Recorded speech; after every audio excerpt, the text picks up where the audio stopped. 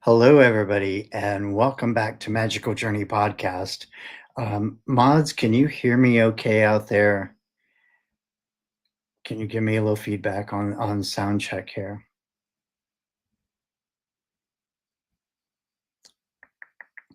While I'm waiting for their response, let me really quickly point you to this little guy here in the corner, which is a QR code to magicaljourney.com, where you can find out all things Magical Journey. And I will be updating that site more coming up soon because I have some more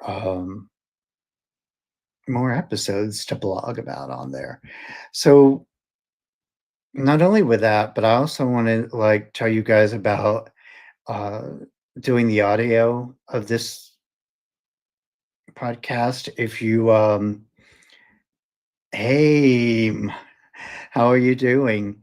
If you want to go on and do the audio of the podcast, I would strongly suggest checking out Spreaker because it's a really simple process. Go on there and download an episode to listen to, and for every download you get, I get paid for that, and it helps this podcast go and grow. So that's a big deal. Anytime you can help support Magical Journey podcast. Um, so tonight, I want to ask you a question, and I want you to think about this question while we're uh, having the conversation tonight. What would you say if I told you that not all things that in our mind should be innocent are? Tonight, our topic is Robert the Doll, and I'm going to be talking to Robert's handler about the very serious subject of what Robert is about. And and Robert is a doll, should be an innocent child toy in our mind. But is he really? Or is he as big of a threat as we tell ourselves in our mind? Ladies and gentlemen, welcome to the stage, David Sloan. Hey, Hey. dude. So, first of all, introduce yourself to the audience. Tell them a little bit about yourself, where they can find you, and where they can find information on you and Robert. Yeah, well, Key West is usually the best place. Uh, I've, I've been, I've been working with Robert the Doll for about 30 years. And when I moved to Key West, I moved there to start a ghost tour. And nobody was talking about Robert the Doll. Nobody was talking about ghosts. And I found a story about Ann Otto, and I knocked on the door of the artist house and told the owner that's what I was doing. And he said, I said, hey, I'm starting a ghost tour. I want to talk to you about your ghost. He said, oh, you want to hear about Robert? I said, no, I want to hear about Anne. He told me, no, you want to hear about Robert. And he went into this crazy story about a haunted doll. That ended up sending me on a journey that has lasted 30 years now. So it's really been a gift. I mean, it's taken me places I never thought I'd go. And I think that's a pretty good place to start. Wow. And just to clarify, because I know there are people that are probably cringing right now, the the doll behind you is actually an effigy of Robert. It's not actually Yeah. the real Robert. So, don't you guys don't freak out too much. Yeah, Um, and that one last year, right now, right around Halloween every year in Key West, we do Fantasy Fest. mhm. And it's kind of the Mardi Gras of Key West. And last year, Robert the Doll and I were the grand marshals. And Robert's a very valuable artifact. He's owned by a nonprofit in Key West, the Key West Art and Historical Society. And so they're not going to let him out of his case to be paraded in front of 80,000 drunk people. So, so what we did is I created this effigy, and there's multiple entities inside of Robert the doll, we believe. Mhm. So I made this effigy and I brought it to the and I invited the little girl spirit. And I said, if you want to come and join me in the parade, I've made this for you to feel comfortable. Please feel free to come in to this doll so you can participate. And when I did that, and I don't know if these things are going to work or not when I try them. I like experimenting. I saw Michelle Anthony in the comments. She's been there for the paranormal weekend where we try different techniques to create haunted dolls. So that's what I tried to do. I invited the spirit. And the wild thing for me, as soon as we did that, the doll got heavier. It got heavier by at least a pound. There was someone standing there watching who didn't know who Robert was, didn't know what we were doing. I asked him if he wanted to hold the doll there. I call her Abby. And he held her and he started crying. He was overcome with emotion. So I think there's something to that. And so, Abby, one of the legends about Robert is that he was created by an angry nanny. And one of the things I've done over the last 30 years is reverse engineer the legends because I uncovered a lot of history. I mean, a lot of true history about the doll and about the Otto family. So I was able to kind of connect these legends that people were telling and say, oh, that's where this stemmed from. And we found that there was a nanny, Emmeline Abbott, and she lost a daughter about Mm. the time Robert the doll arrived. We think that's one of the spirits. So I keep her with me. Wow. Yeah. Wow. So, what evidence with Robert led you to the conclusion um, that Robert was and is, for lack of a better word, um, talented to the point that he is? Okay. So I've believed in ghosts since kindergarten when my kindergarten teacher told us about the ghost in her house and showed us a photograph. And then I experienced them at my family's haunted hotel. Uh, and, but they weren't a driving force in my life until I saw a ghost tour in Scotland. And I said, oh, that's what I want to do. So, I mean, I was managing cruise ships. And so I quit my corporate job, moved to Key West to start the ghost tours. And, Mm.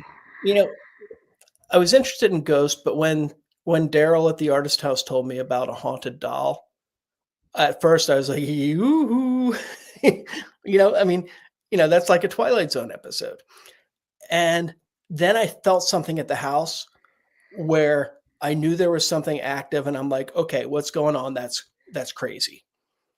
Um, then when I went to the museum, and what you have to understand, Robert had only been donated to the museum, I think about 18 or 20 months before I arrived in Key West. And the museum didn't care about ghosts. I mean, ghosts weren't part of their marketing plan or part of their image, as you can understand with the museum. So Robert was kept in the back. You know, Mm. they didn't have him on display. Um, I had to call, I had to talk to 3 or 4 people before they would bring Robert out because nobody the staff all knew. They're like, "There's something up with that doll." But then I talked to Stacy Rousseau, who was the curator there, and she said, "Yeah, I'll bring Robert out for you." And when she did, she was talking to him. She had her she's cradling him in her arms, and she's like, "Hey, Robert, this is David. He's starting something called a ghost tour, and he wants to take some photos of you." And she put him on this table and left me alone. And the doll, it was I didn't think it was haunted. It's very strange. Robert's about 4 feet tall, a little smaller, but he's the size of a small child. Mm. And he's dressed in a sailor suit. His face has been eaten away by termites, so it gives him a little bit of a creepy look. And I took some photographs. Everything's fine. And I thought, oh, let me get a picture without his hat on. And I reached in and I took his hat off his head and Robert came alive. Now, it wasn't like he stood up in the chair and started doing a jig, um, but the energy in the room changed. Mm. His eyes, his eyes went from dull black buttons to having a very clear life in them. Mm. And I thought, oh my God, I've got to document this. So I tried to take some photos. The camera didn't work. And that was a big thing with him was camera malfunctions. I tried like 3 photos. I turned the camera around to figure out what was going on, and it took 3 pictures of my face. Okay. I turned back to take the photo of him, and the camera didn't work again, and I heard a child giggling, and then the life left his eyes, Oh. and the energy of the room just went back to normal where it was nothing.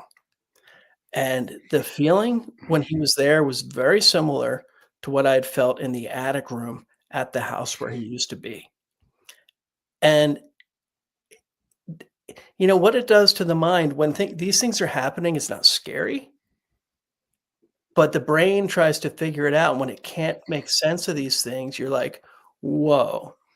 And so with that, I mean, I kind of look around. I'm the only one there, but I thought to myself, whoa, I'm gonna find out what's making this doll tick.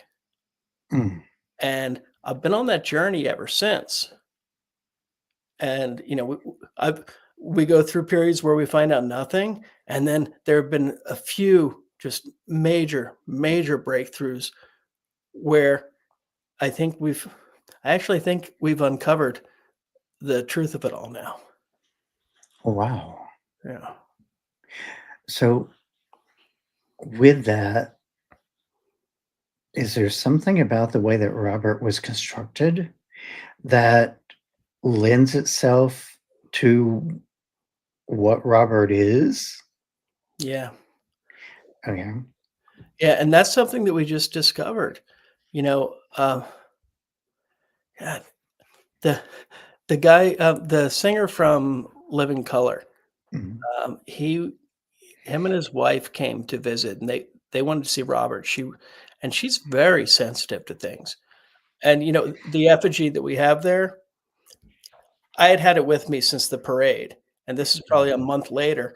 So, I told them that I'd show them around the fort before the tour, and I brought that effigy up, and I had it sitting outside the yellow fever tunnel where we normally get a lot of the different soldier spirits. I mean, Robert's in this old Civil War fort, 1862, and they say that it was used as a hospital at one time. So, it's the most haunted place in Florida, and it's because Mm. it's not just Robert. Um, but so Joe was picking up on all these things, and then she went down the tunnel, and she leaned down and started talking to a little girl. And I'm watching her do this, and I'm thinking, "What's she doing talking to the little girl? The little girl is never in this part of the fort." And then I realized, oh, I just brought Mm. little Abby back that night. And Joe was so tuned in. Uh, I mean, she picked up on things that nobody else has. And then that night, she had a visitor at the house where she was staying, and she described something like I had seen before. And I said, "Oh, do you think it's the little girl?" She goes, "No, no, no, it's an elemental." She said, "It's an earth Jeez. elemental." And I'd like to think that, I'm like all knowing with ghost stuff, but I'm not. So, elementals I was a little bit familiar with, but I looked them up, and elementals are basically spirits attached to the earth, wind, fire, or water. Mm. And the earth elementals might be trees. They were first written about by Paracelsus, who was a scientist uh, in Germany. In the Black Forest is where he wrote about these elemental spirits. And I saw that, and I'm like, whoa, whoa, whoa! Robert the doll is made in Germany. Mm. You know, nobody had known where he was from. I was able to identify him as a Steiff about a decade ago. So I started looking into the Steiff company and where they would have sourced their wood wool, because Robert is stuffed with Excelsior, which is just tightly spun wood. They would have sourced it from the Black Forest. Mm. And so that led me on an entire journey. I went to Germany to track down some of these stories. Um, but I believe that the true spirit inside of Robert the Doll is an earth elemental. And then there's something called a kobold, Kobold. Mhm. They can be mine spirits or hearth spirits. Mhm. And they're they're very helpful, little pranksters, unless you cross them. And if you cross them, you have hell to pay. Right. This is precisely like Robert the Doll. So Robert the Doll's not evil. And we consider these things fairy tales, the stories of the kobolds. I I think fairy tales probably were very true, very real for the people experiencing them. It's almost like ghost stories now. There's so much paranormal entertainment taking advantage of the old Mhm. ghost stories that you almost hear the term ghost story, you almost dismiss it as, as, um, something that's not true. I think that's what happened with fairy tales, and I've come to believe that this German magic is very, very, very real. Wow. David, your energy is really amazing. No wonder you're able to do this and not be horribly affected by it. I just like you literally just draw people in when you're talking. Um, Let me ask you this though, because I know there's a lot of people who attribute their misfortunes to Robert for whatever reason, like they feel like they've upset Robert in some way or something. Um, What's the most disturbing apology letter that you've ever gotten from somebody about Robert or There apologize about? there are so many. There's so many. I mean, when mail comes to the museum, uh, there's a day staff at the museum, and they'll leave the letters out for the night staff who does the tours. 'Cause we're separate entities, I collaborate with the museum to offer the paranormal aspects, but, some of them are really nice, saying, "I love you, Robert. Happy birthday, Robert. Tomorrow's Robert's birthday." Uh, Aw. um, so some of them are good like that, but you get some and people who are suffering terribly in their lives, medical problems, relationship problems, money problems, all types of problems, and they attribute it to Robert the Doll, and a lot of times they apologize as a last resort. And here's the thing, I believe Robert does some of these things to people who disrespect him. I've seen too many similarities in letters, too many people struck by lightning, too many people with dead deer in their yard, too many people reporting similarities. So I believe that that's very true. But statistically speaking, people are going to look for someone to blame when things go wrong. There's a lot of people who blame uh, their luggage being delayed on Robert the Doll. And I don't believe that Robert's delaying their luggage. I think that's an airline issue and that it happens statistically. I could be wrong. Maybe he does that. But either way, it's very heartbreaking when you see some of these letters. Um, I've had people who come to the fort, people who have been engaged there, people who've done things, and then incredible health problems turn around on them. And human suffering is not easy in any way, shape, or form. So I think that part is very tragic, and I don't think Robert's responsible for all of it. I think yes, he is going to be a scapegoat. Mhm. Um, but I also think there's an aspect of Robert where he's going to invite you into the forest, and he's going to take you on the ride that you're ready for. You look at all the fairy tales, and people go into the forest as one type of a person, and then they experience things where they face their fears, they face the unknown, and ideally they make it out the other side. If they do make it out the other side, they're a stronger person. They return the hero. And I do believe that that's one of the purposes with Robert is is doing that for people, and taking them out of their comfort zone and inviting them into the forest. I can see that. I can definitely see that. So there's a protocol to going about asking Robert permission to take photos of him in particular, no? No, that's probably the most common um, misconception about him. It's a Mhm. man-made uh, myth, right? Ah, Uh, and the way that it started, Robert used to mess with cameras before everybody had cell phones, back when cameras were film and they were operated by batteries. And I believe it was just Robert's spirit draining the batteries to try to get energy. mhm. And so many camera malfunctions happened. I think somewhere, someone along the way said, "Oh, he likes messing with cameras. You better ask permission." And it kind of caught on, and people kept saying that. I, t- I tell people, don't ask permission. It's dangerous. When you're Mhm. dealing with an entity that you don't know, and there is a good reason to believe there are multiple entities inside of Robert. All that energy people bring. Mhm. Some people have said that there's a portal inside of him, and it's an endless number of spirits.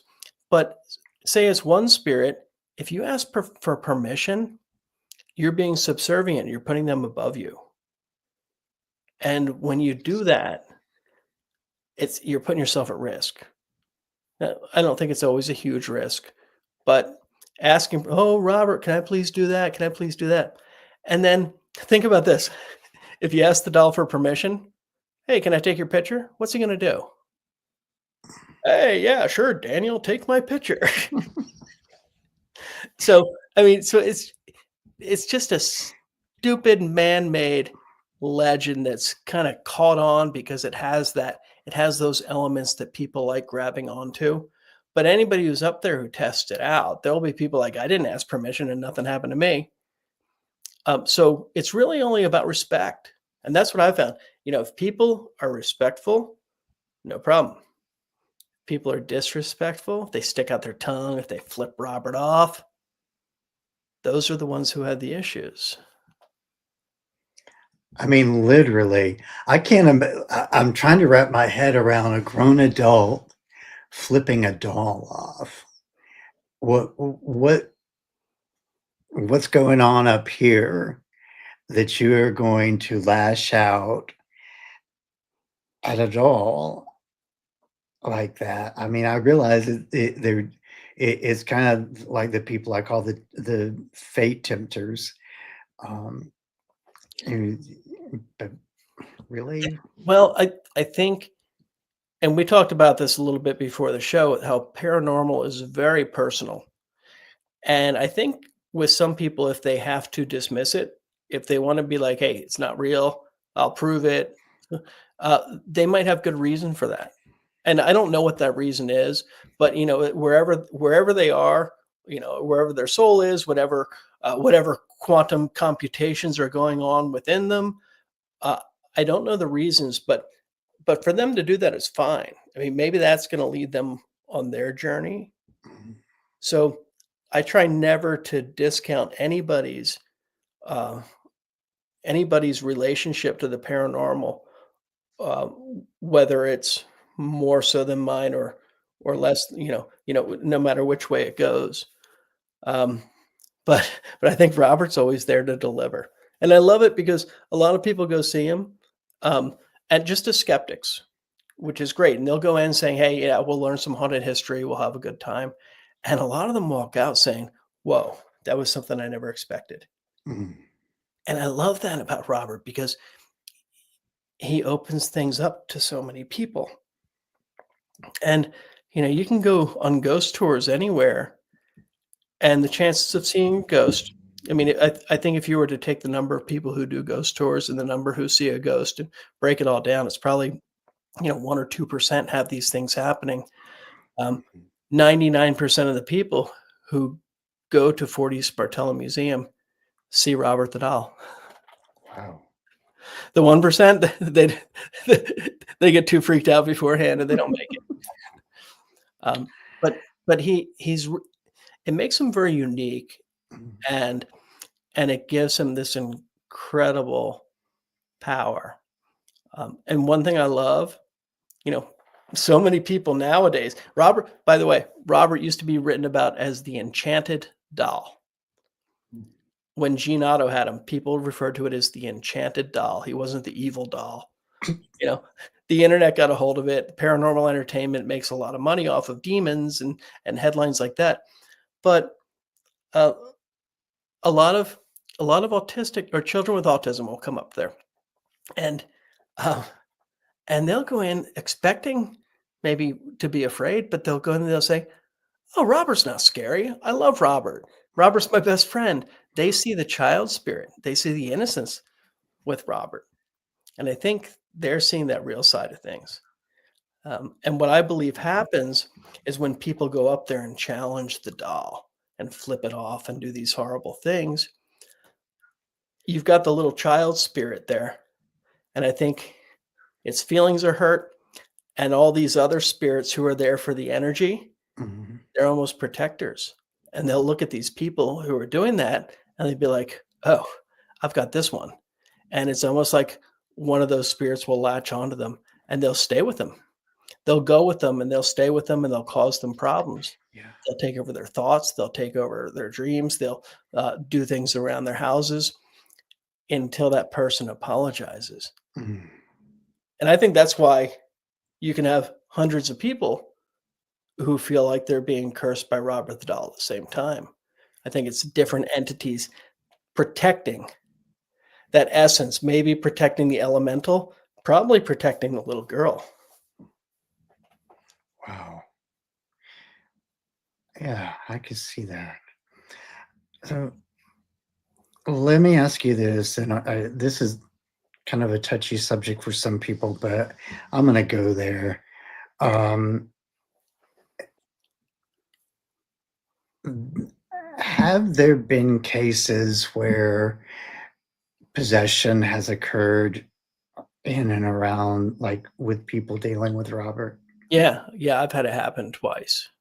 Oh, wow. Yeah, and, this was early on, I was trying to figure things out, and once I uncovered this treasure trove of history. It used to just be legends about Robert, but Anne Otto, the Otto family, it was Gene Otto who was the boy who had Robert, Hmm. and he married, and his wife Anne, uh, after he died, she was a librarian, and in a house history about the artist house, I saw a wedding photo of them, and I had uncovered everything available about the Otto family. And I saw this photo, I'm like, "Whoa, where did that come from?" So I talked to the historian who had put together this book, Sharon Wells, who had been in Key West since the 70s, and she's incredible. So uh, I asked her, I said, "Where did you find that photo?" And she said, "Oh, it's in the Otto box in the library vault." So I said, "So what are you talking about?" She said, "Oh yeah, there's like 6 boxes. Nobody knew about them. Wow. There's this huge hurricane vault where all of the archives of the island are kept. And I mean, it's huge and it's massive and there's so much history and there's so much that people still don't know what's back there yet. But so I went and talked to the historian and went back there, and these boxes had family photos. It had letters between family members, letters from Gene Otto between his family when he was in France. And I read these hundreds of letters and went through all of this information, and there were little nuggets in them where that's how I was able to discover who the angry nanny was. That's how I ended up finding out about Gene writing his wife out of the will in his later life. I mean, it gave all the answers to so many questions, and really painted an incredible picture. So that was a huge breakthrough. And I thought by realizing that Robert's spirit was the nanny's child, I thought Robert would be happy to know that. And with all this information, that's when I decided, oh, I need to write a book and set the record straight on Robert. Um, and then bad things started happening, Mm. really, really bad.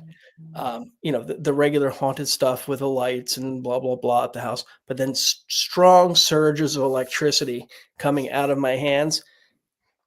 A basket of bike lights by the front door. I'd reach in to grab one bike light, the entire basket would turn on, Oh, jeez. like 10 different lights.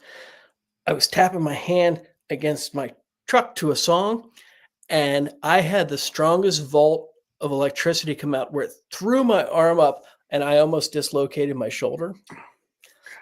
I was walking. Here's what freaked me out, the biggest freak out.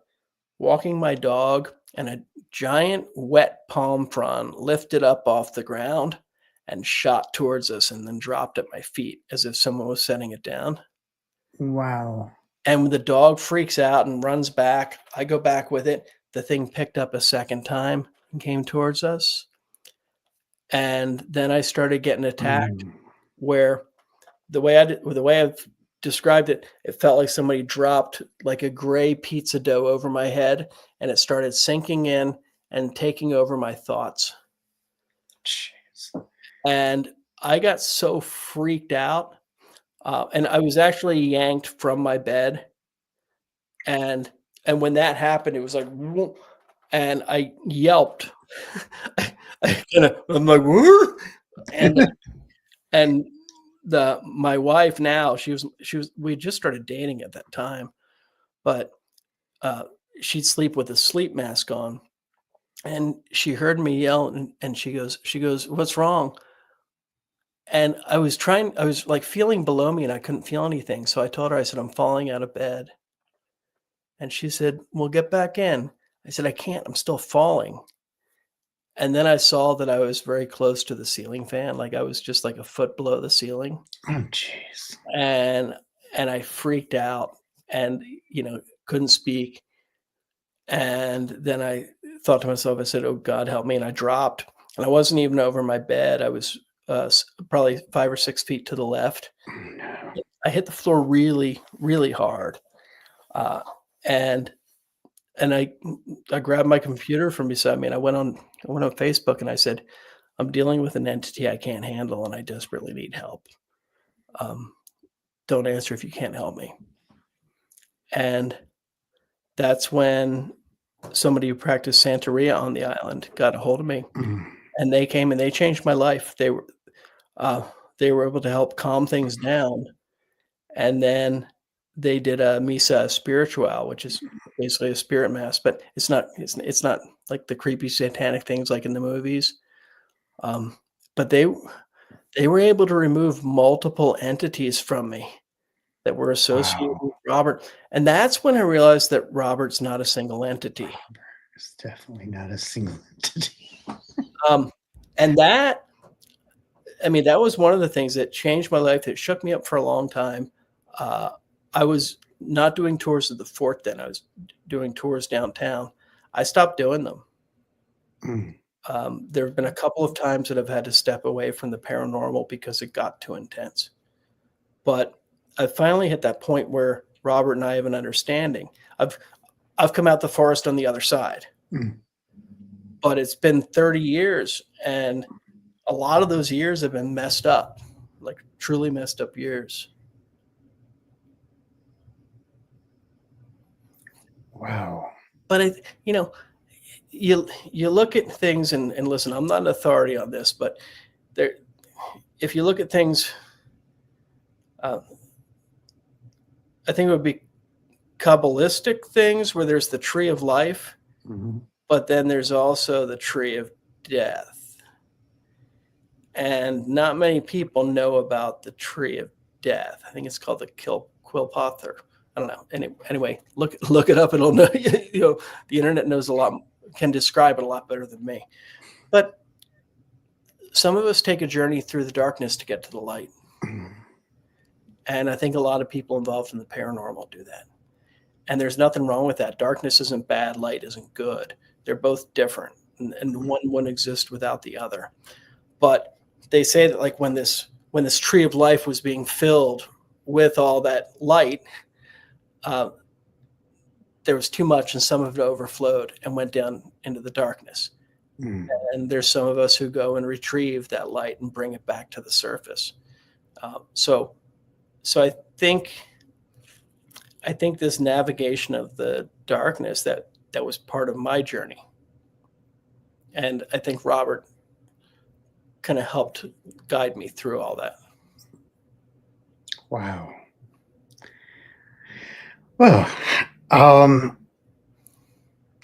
before we get much farther, those of you who are watching, I want to encourage you. First of all, if you resonate with anything that we're talking about tonight, if you feel some connection to the stuff that we're talking about tonight, leave me a comment down below and let me know. And don't forget to like, share, and there's several of you who are watching that never subscribe. Hit that subscribe button tonight because that's really what moves me forward. Robert, love it if you subscribe. So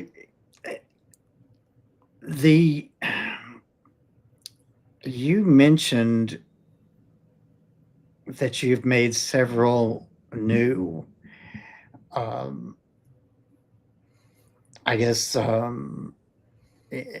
new connections, new truths have emerged about Robert over the last year, especially. Let's talk about that for a little bit. Let's camp on that some.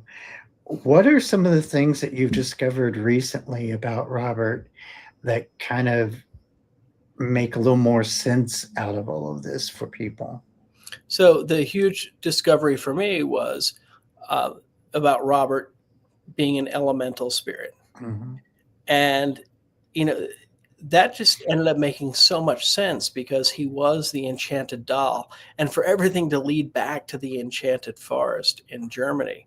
So I took a trip back there, and right before I found all of this out, I had noticed something very strange. And this was that almost everybody involved with Robert the doll, everybody who was taking care of the spirits in Robert, and everybody who helped me along my journey with Robert, has a connection to Pennsylvania and Germany. Mm-hmm. Now, the Pennsylvania German connection, that's pretty strange. So you look first, okay, Gene Otto was the first person to have the doll here in the United States. And his grandfather, Joseph Otto, came over from Germany. He came to Philadelphia and then went to Harrisburg. Okay, and that's where he joined the Army, and the Army sent him to Florida during the Indian Wars. And then, you know, he was at Fort Jefferson during the Civil War. But so Germany, Pennsylvania, Key West with the Army. Now, when Gene Otto died,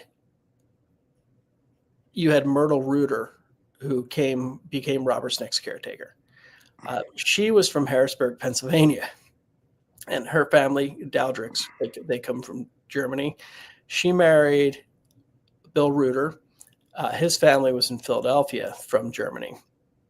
And then his dad was working with a military contract, providing trailers for the military in Key West. So the military was indirectly responsible for them coming to Key West. Wow.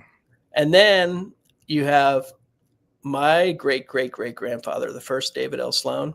He was in Philadelphia. He married a German woman in Harrisburg. And then he joined the Pennsylvania 47th Volunteers. And the Civil War sent his regiment down to Key West. Wow. And his regiment actually helped build the fort where Robert the Doll lives. So through Robert the Doll, I discovered this entire part of my family history that I never knew before. But then you look, I mean, because pretty much, you know, I don't own Robert the Doll, but I care for his spirits just as Myrtle Reuter did, just as Gene Otto did. So you've got the three doll tenders with that same connection. And then Tom Hambright, who was the historian, who is the reason that I stayed in Key West. I traced him back, Pennsylvania German, Key West. And I came up with about 30 different people with that connection. And when I looked back to the beginning, the first person was my kindergarten teacher, Mrs. Uberseter. And this was in Pennsylvania in kindergarten. And she's the one who started telling me about ghosts. So I called her maybe a year ago. And I said, this is going to sound really weird to you, but you're the key to this. Why did you start telling me about ghosts? And she told this story about how her and her husband had moved into a house in Pennsylvania, apparently built on a Native American burial ground. And she said their first night there, she woke up to the squirrels going crazy behind the wall. And when she got up to see what was happening, she saw this circle of light on the wall with a line going down through it. And she knew there weren't any street lights and thought maybe there was a car, and she put her hand across the window. It wasn't coming from outside. And she thought, oh no, there's a fire behind the wall. She put her hand up against it, and it was cool to the touch. So she woke her husband, and he said, I see it, but I don't want anything to do with this. And she said that the symbol went away, and the squirrels got quiet. And then all the haunted activity started. So I looked up that symbol to see what it meant. And the first thing that came up was the Irminsul in Germany. And the Irminsul was a tree that the pagans worshipped. And Charlemagne came and chopped it down to force Christianity on everybody. So he did that. And it's funny because Charlemagne's my 40th great grandfather. Wow.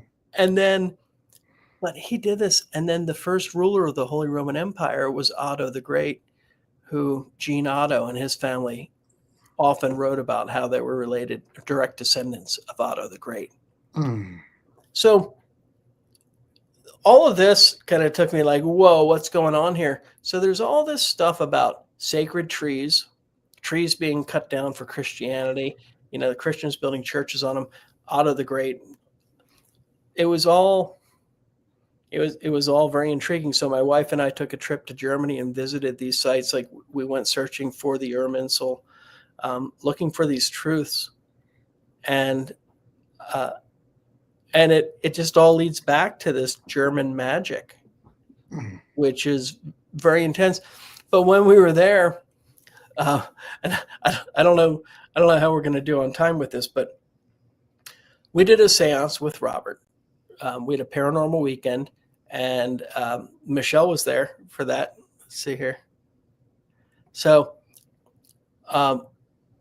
we did this seance, and I invited the elemental spirit of Robert into a root doll that I created. So there's something called an Alruan, like Alruan, and it's basically this root that in German tradition they would capture a household spirit in this root, and then it would be passed down. Whenever a father died, it would be passed down to his youngest son.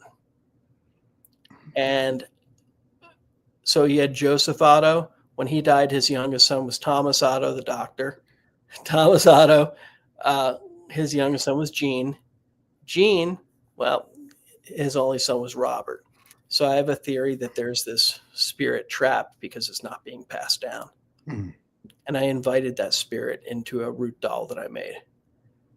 And when I did that, something else tried to get into me. It was pretty intense.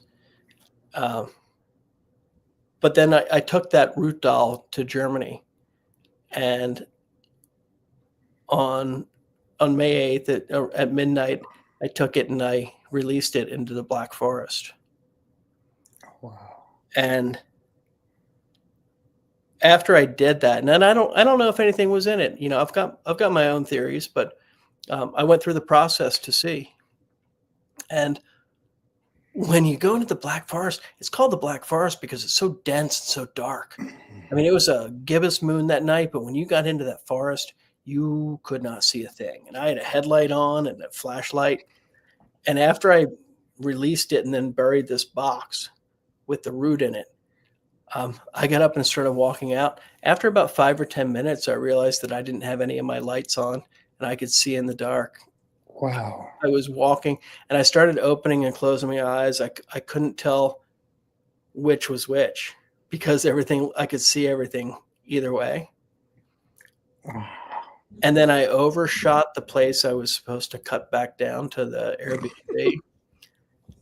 But when I went, I came upon this field, and it was like a field of grain, and it was glowing blue. I'm like, oh, this is amazing. So I went, turned over, and I laid down in it, and I look up at the sky, and the moon is there, and I'm thinking, what a beautiful moon. And then this white line shoots across the sky, and it makes that same symbol that my kindergarten teacher described. Oh, And wow. it was an airplane leaving a trail. Okay. But for it to happen at that moment, because I thought something magical would happen when I released the spirit. And but it was just like, no. Here's me with several beers in me opening a box in the forest. It wasn't any aha moment. So to go back out and then to see that symbol, it was like I'm on the right path. Wow. Yeah. Yeah. Wow. In I think you bring up a very important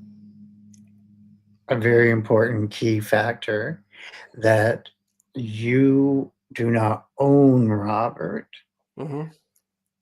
because I think there's a misconception among people that Robert must have an owner and you must be it. Distinguish for us a little bit about the difference between the ownership of Robert and what you do. Yeah, absolutely. So, Robert the Doll was donated to Fort East Martello Museum Mhm. on, I think, August 18th, 1994 by Myrtle Reuter. Now, Myrtle had come into ownership of the doll when she purchased the Otto home or the artist house. And then she cared for Robert for, well, probably, let's see here, it would have been from like 19 19 yeah, say 1980, a little bit before that, but then, up until she donated them. When she donated them, she said, "I never had any problems with the doll, but he tried to lock me in my room. He pushed me in the room and held the door." Um, and, uh, and I'm friends with people who knew Myrtle very well and shared a lot of insight on her. So she was an incredible woman, not a crazy woman, anything like that. But so she donated them to the museum.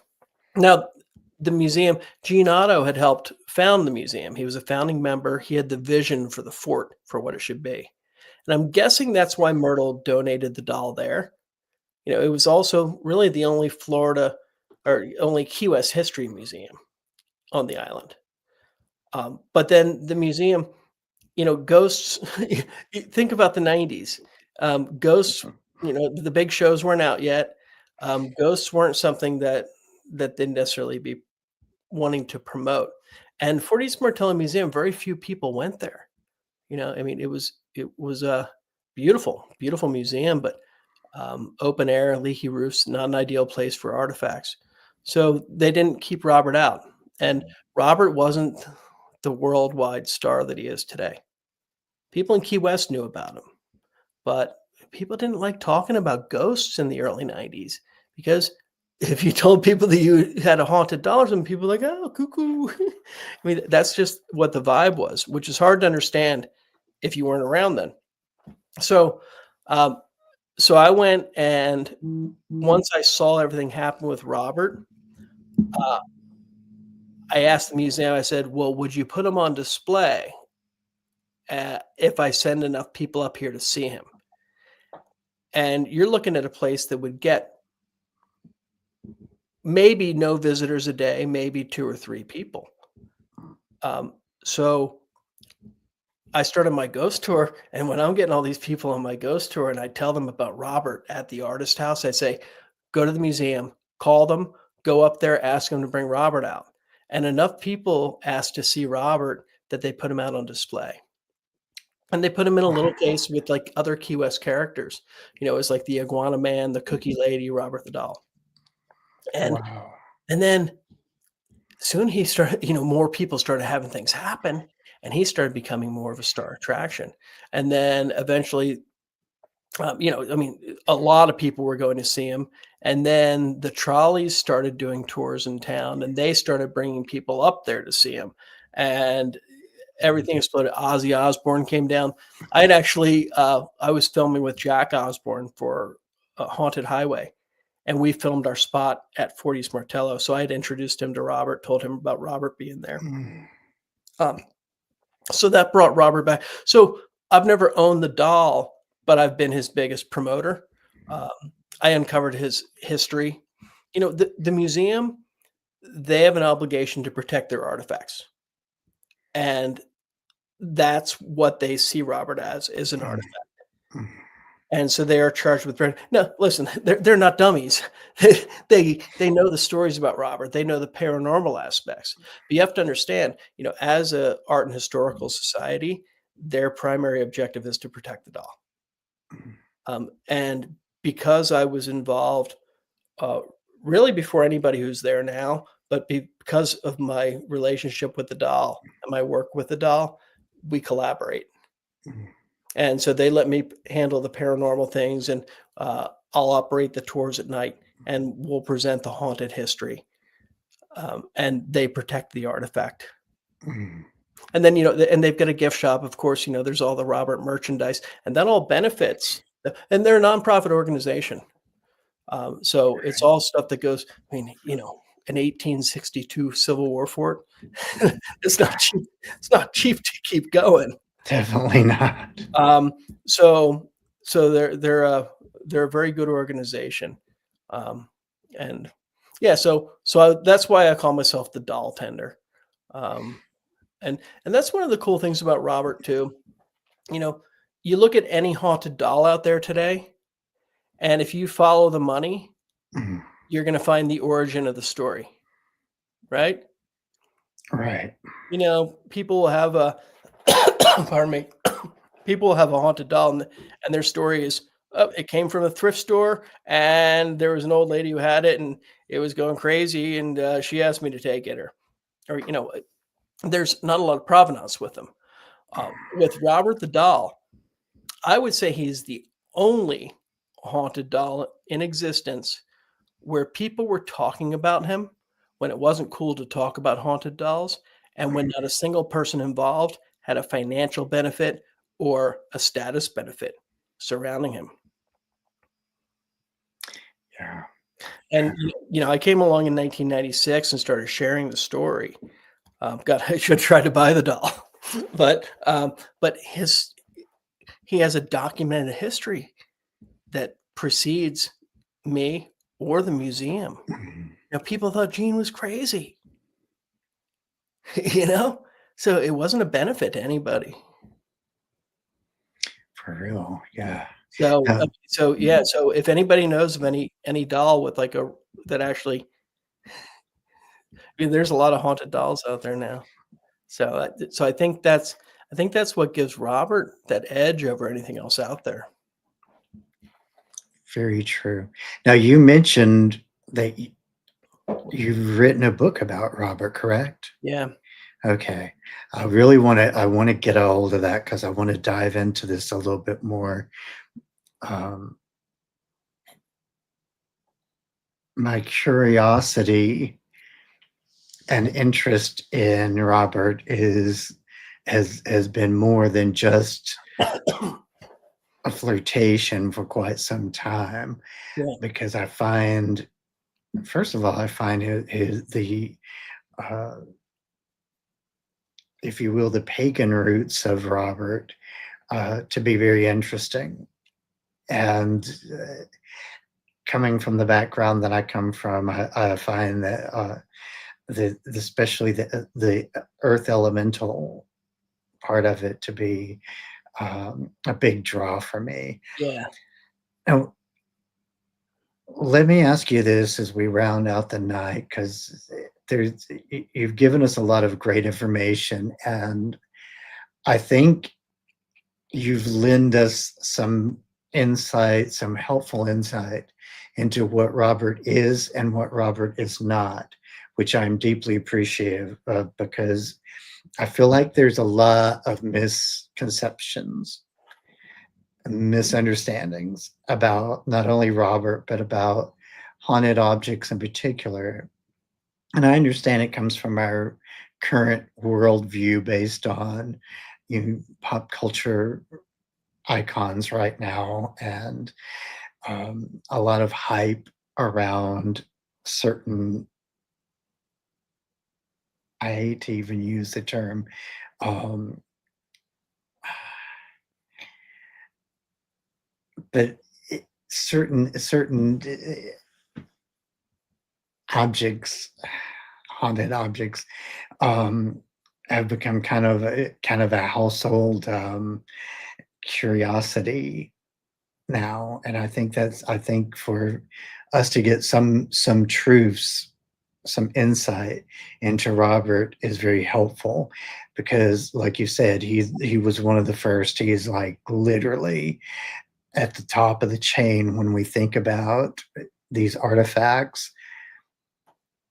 That even seems like kind of a cold term to me in a sense of what Robert is, because there's so much about Robert. Um, as we round out the night, though, let me ask you this: what is your wisdom you would impart to people who have a curiosity about dealing with haunted objects, about their approach to, say they decide, oh, I want to go see Robert. You know, what words of wisdom can you impart to them? I'd say, doing anything with the paranormal, make sure that you have your protectors first. The thing I've been terrible about doing is protecting myself. I let my ego lead the way, and I thought, "Oh, I know things, nothing's gonna mess with me," and it's led me to some really huge problems. So, uh, always, get if you don't know who your spirit guides are, get in contact with them. Make sure that you're not doing any of this alone. Uh, Hmm. when you leave a before you go in, ask for protection, ask for, usually we have some deceased family members who are guides for us. Uh, Most of us have several guides. Try to get to know them, ask for their protection. And then when you leave a haunted place, tell whatever's there to leave. God, I built up so many attachments because I'm so Mm. freaking stupid and I don't do it. Um, and even if you think that it's a joke where you're going, or that it's not haunted, be careful, because what I've found is when I let my guard down, that's when they like to sneak in, and once they grab hold, they can wreak real havoc on your life, and you might not even Yep. know that it's them doing it. So, um, it kind of goes back to like with Robert, with the respect. Go in with respect, and be careful pushing the limits, because you might be taken for a ride that you're not ready for. But Right, but right. but I do think everything happens for a reason. I think we go to the places we go for a reason, and I think that the doors open when they're supposed to. Definitely. And that ride may be a very bumpy ride too, Yeah, for sure. yeah, Um, Again, I cannot say it enough how much I appreciate you coming on and really giving us some valuable insight, some truth about Robert. Because in this particular time period that we're in, I think a lot of people uh, want to ask the questions, and they're just not sure what questions to start with. And even where to go about asking these questions, what sources to go to, because there's a lot of people out there that will say that they are authorities, or they are um, the big cheese of knowledge, and that's definitely a misconception a lot of times. Um, Yeah, and so Michelle Anthony was just saying, like, make sure you set your own boundaries. Protection is key. And I think the great point she makes there, to set your own boundaries, because paranormal is very personal mhm, and nobody is doing it right except for what's right for them. So don't take anything anybody else says as gospel.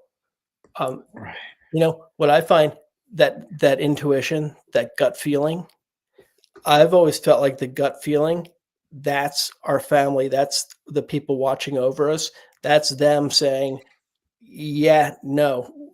So it's very, very important. That's an excellent point. Hi, definitely Michelle, so. we miss you. Well, I'm going to get ready to close out the show here, but I want you to hang on for a moment in the back because I got a couple of questions for you. Yeah, and I just wanna say, I've got so much respect for the way that you handle everything, Daniel. It's, Thank you. you've got such, great insight, and you put thought into the paranormal, so I appreciate having this conversation. Well, thank you. I really appreciate that because, yes, this is, to me, it's been a lifelong journey and one that I don't take lightly. So I really appreciate that. All right. I will talk to you in just a moment. Thank you, everybody. All right, ladies and gentlemen, thank you for coming in tonight. I appreciate this. Wow. I got to tell you, when it comes to the subject of Robert the doll, it is one that I hold very close for several reasons, and have a lot of admiration for not only Robert, but for the story behind Robert. And I hope you have gained some insight tonight that will help you to appreciate not only Robert, but other haunted objects that are out there, and that you may even come in contact with, or could be in your own home. Anyway, I love you guys. Thank you again. Don't forget, push that subscribe button, and may your journey always be magical.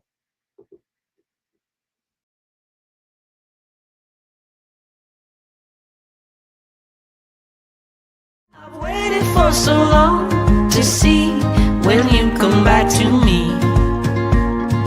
Through the wars and battles that were lost, we're born again, it's you and me. The rest is history. Past lives.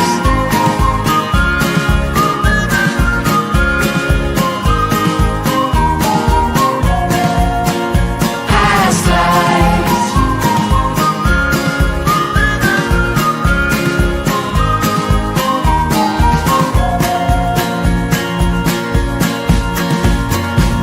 Did we dance together on different floors in 1500 or 1504? We must have been lovers, we must have been something in our past lives.